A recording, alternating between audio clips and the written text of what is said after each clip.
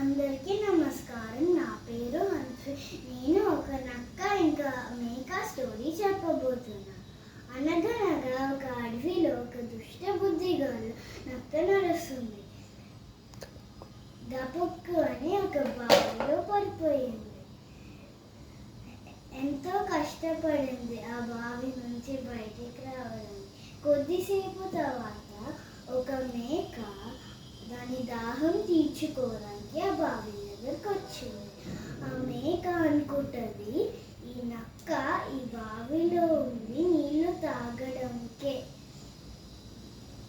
అని అనుకొని ఆ నక్కతో అంటది, నక్కగారు నాకు కొన్ని నీళ్ళు అందిస్తారా అక్కడి నుంచి. నక్క అంటది, నేను ఎప్పుడు ఎంత తీయని నీళ్ళు తాగలే, నువ్వు కూడా ఎంత తీయని నీళ్ళు తాగల, నువ్వే లోపలికి దొంకి తాగు.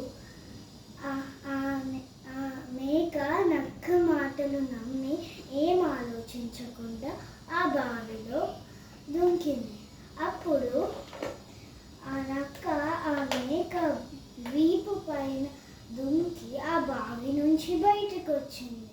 ఆ మేక ఏడుస్తూ ఆ నక్కను అడిగింది, నన్ను సాయం చేస్తారా అని.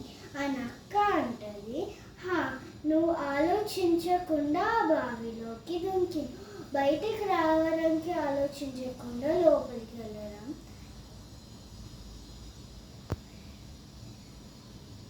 ఇప్పుడు నీకా కష్టం తెలియాలి అని ఆ నక్క వెళ్ళిపోతుంది. ఆ మేక ఆ బావిలో మునిగిపోతుంది.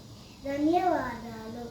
మనము ఈ కథలో ఏం నేర్చుకున్నామంటే, మనం ఏ పని చేసే ముందు మనం ఆలోచించి చేయాలి. రెండవది,